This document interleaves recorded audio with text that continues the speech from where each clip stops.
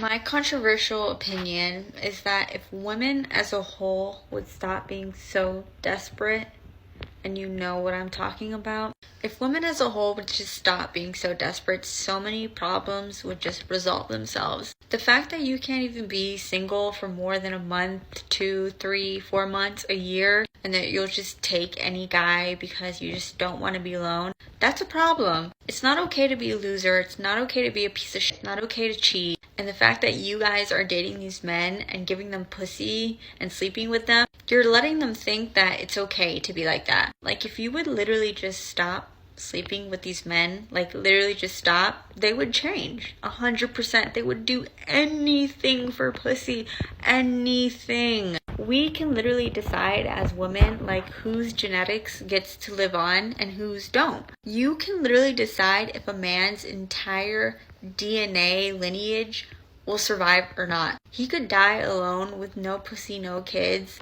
and there would be no more men in the world like him because you decided not to fuck him. That's how powerful we are. And I'm not even trying to hate on you guys, like, we've all been there. But if you would really just realize your power and your worth in this world as a woman, and how thirsty guys are for your time, your attention, and your body, and actually put value on yourself, then men would just start acting right. They would all just start acting right. And we have more power than we give ourselves credit. Just stop. Stop. This woman acts as if women don't have their needs too. How long will women be able to go without D4 until they explode? In many cases, women desire it more than men do. And women don't entirely control whose genetics live on. It requires 2 people to make a child, not just one. That's right. So I've just reflected on my dating life in 2022 ongoing to 2023. And I spent all of 2022 dating the wrong people, because what I've come to realize is that I love dating fuckboys. And let me tell you why. They know how to charm a girl. They're charming in itself. Like, they compliment you. They are funny, generally good looking. They have that swab. And because they make you a little nervous, and there's that banter that comes with, someone who knows how to talk to women that way. And I love, like, extroverted sort of men. I'm quite bubbly and open, so I am also flirty, so that's the problem.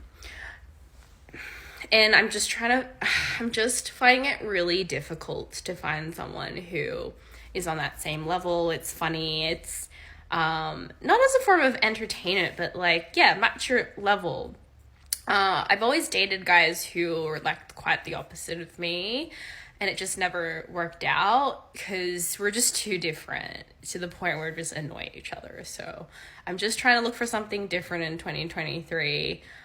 But the majority of these extroverted men are just, like, fuckboys. Like, and there's a reputation for it too. So, And I'm not a, like, put your eggs in one basket kind of girl either. Like, I do think that you should be dating multiple people and raising your standards, and but obviously honing in on, like, exclusivity when you do find that person, and then seeing you're on the same page. Like, I understand all those things, but yeah, it's a lonely place when you value your self-respect and, your time and your energy. So, I just don't want to settle. She was chasing after Chad and seeking stimulation instead of a man with relationship values that would make him a good father or husband. I really can't get over how modern women have become so unmarriageable. These women have been ran through so badly, their box is like a wizard's sleeve. Smells like fish. You're gonna have to do what's best for you, even when it feels like shit. You have to understand that what you tolerate and allow in your life is what you will get.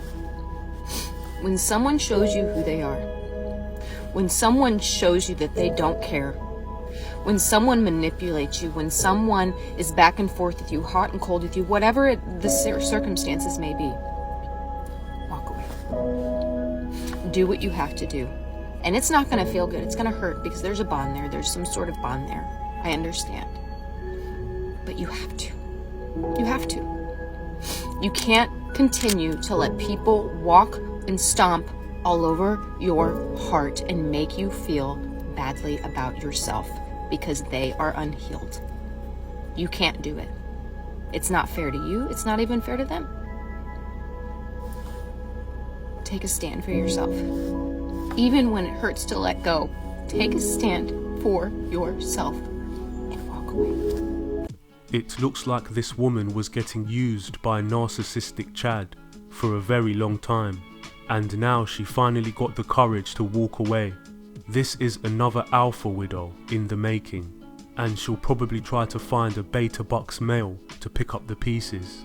Not doing it this time. I was just thinking, I was watching this TikTok video, and this lady, she was like a very mature, I think in her like 40s, and she was saying how it's such a red flag when a guy invites you to coffee dates, because then that means that he's going on a lot of dates and it's low quality dates.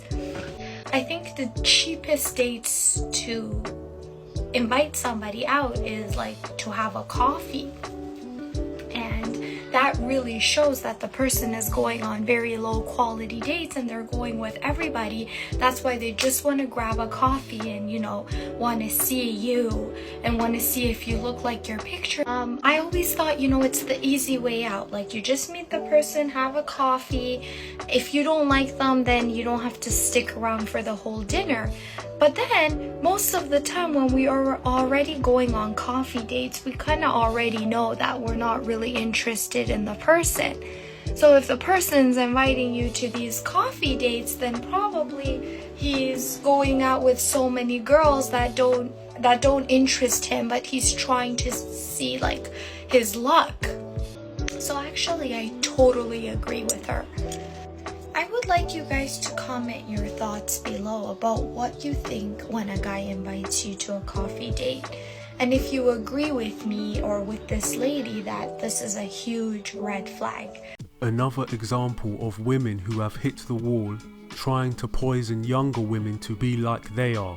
First of all, the quality of the date is not determined by how much money is spent. Going on a coffee date could lead to the greatest relationship for the future, because relationships are built upon chemistry and connections, not money. But these women want a man to spend $150 plus to get to know her, and he might not even see her ever again. It's a total waste of money.